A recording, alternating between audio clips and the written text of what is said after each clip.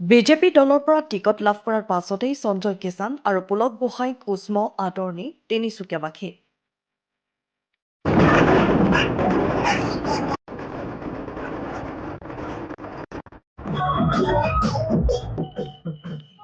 বহু জল্পনা কল্পনাৰ অন্তত ঘোষণা হ'ল বিজেপিৰ বিধানসভা নিৰ্বাচনৰ প্ৰাৰ্থী তালিকা।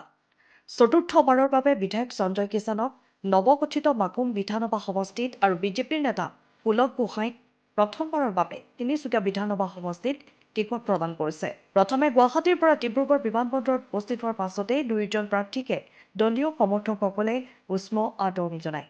ইয়াৰ পাছতে তিনিচুকীয়া, পানীতোলা, হিজুগুৰি, তিনিকুণীয়াৰ পাছতেই তিনিচুকীয়াৰ প্ৰাণকেন্দ্ৰ থানা চাৰিআলিত সঞ্জয় কিষাণ আৰু পুলক গোহাঁইক বিপুল আদৰণি জনায় ৰাইজে। মই বৰ্তমান দেশৰ প্ৰধানমন্ত্ৰী নৰেন্দ্ৰ মোদী ডাঙৰীয়া, অমিত শ্বাহ ডাঙৰীয়া, ডক্টৰ নিপিনজী আৰু আমাৰ অতি মৰমৰ মুখ্যমন্ত্ৰী ডক্টৰ হেমন্ত বিশ্ব শৰ্মা ডাঙৰীয়া, দিলীপ শইকীয়া ডাঙৰীয়া, জিলা সমিতিৰ সকলো বিষয়ববীয়া, ৰাজ্যিক সমিতিৰ সকলো বিষয়ববীয়া, মোৰ কাৰ্যকৰ্তা সকলোকে অন্তৰ্কৈতে ধন্যবাদ জ্ঞাপন কৰিছোঁ যে তেখেতসকলৰ আশীৰ্বাদৰ বাবেই আজি নতুনকৈ গঠিত মাকুম বিধানসভা সমষ্টিত ৰাইজক সেৱা কৰিবৰ বাবে এই সুযোগ মই পাবৰ কাৰণে সক্ষম হৈছোঁ। আৰু মই আশাবাদী যে যিদৰে বিগত 10টা বছৰে মই তিনিচুকীয়া বিধানসভা সমষ্টিবাসীৰ ৰাইজৰ আশীৰ্বাদেৰে মই মাকুমৰ দৰে মই যাতে তিনিচুকীয়াৰ দৰে যিদৰে মই সেৱা আগবঢ়ালোঁ, ঠিক একেদৰে মাকুমতো যাতে সকলোৰে সহায় সহযোগিতাৰে এই সেৱা মই আগবঢ়াব পাৰোঁ, তাৰ কাৰণে মাকুমবাসীৰ সকলোৰে আশীৰ্বাদ বিচাৰিছোঁ। আৰু নিশ্চিতভাৱে মাকুম এটা নতুন বিধানসভা সমষ্টি, যথেষ্ট কাম কৰিবলগীয়া আছে আৰু মই পূৰ্ণ গতিৰে মোৰ সম্পূৰ্ণ সময় ৰাইজৰ উন্নতিৰ কাৰণে, মাকুম সমষ্টিৰ উন্নতিৰ কাৰণে মই নিজৰ দায়িত্ব অতি নিষ্ঠা আৰু সততাৰে পালন কৰি যাম।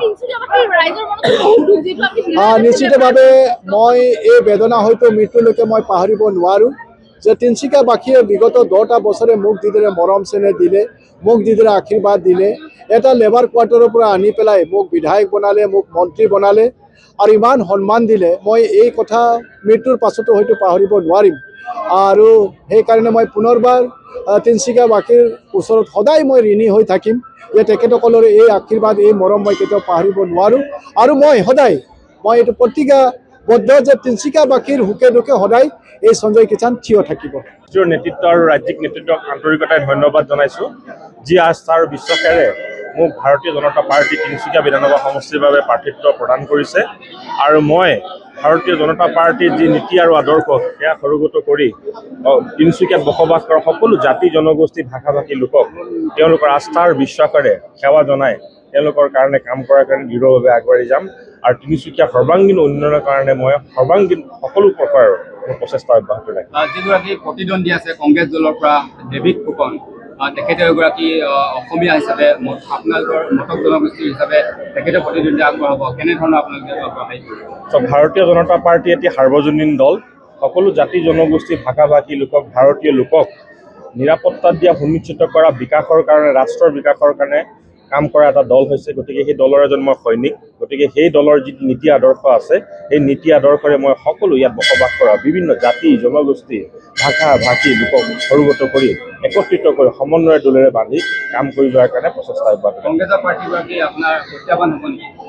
কংগ্ৰেছ এতিয়া ইতিমধ্যে নিশ্চিন্ন হৈছে, আপোনালোকে দেখা পাইছে। গতিকে মই ইয়াত বুলি নকওঁ, ইতিমধ্যে ভাৰতবৰ্ষত কংগ্ৰেছ বিচ্ছিন্ন হ'বলৈ গৈ আছে। অসমত ইতিমধ্যে নিশ্চিন্ন পথত কংগ্ৰেছ গৈ আছে। এইটো এটা কেৱল বাংলাদেশী মিয়াৰ দলত পৰিণত হৈছে। তিনিচুকীয়াখনৰ কাৰণে আপোনাৰ মূল পৰিকল্পনা কি? তিনিচুকীয়াৰ এখন আটকধুনীয়া চহৰ হিচাপে গঢ় দিয়াৰ ক্ষেত্ৰত মোৰ প্ৰথম প্ৰচেষ্টা আৰু অগ্ৰাধিকাৰ থাকিব, যিটো এখন বাণিজ্যিক প্ৰধান চহৰ আৰু বিভিন্ন ক্ষেত্ৰত শিক্ষানুষ্ঠান প্ৰতিষ্ঠা কৰাৰ লগতে অন্যান্য বিভিন্ন যিবিলাক ৰাজ্যৰ আমাৰ ৰাইজৰ যিবিলাক মৌলিক বিষয় আছে, এই মৌলিক বিষয়বিলাকত মোৰ অগ্ৰাধিকাৰ থাকিব।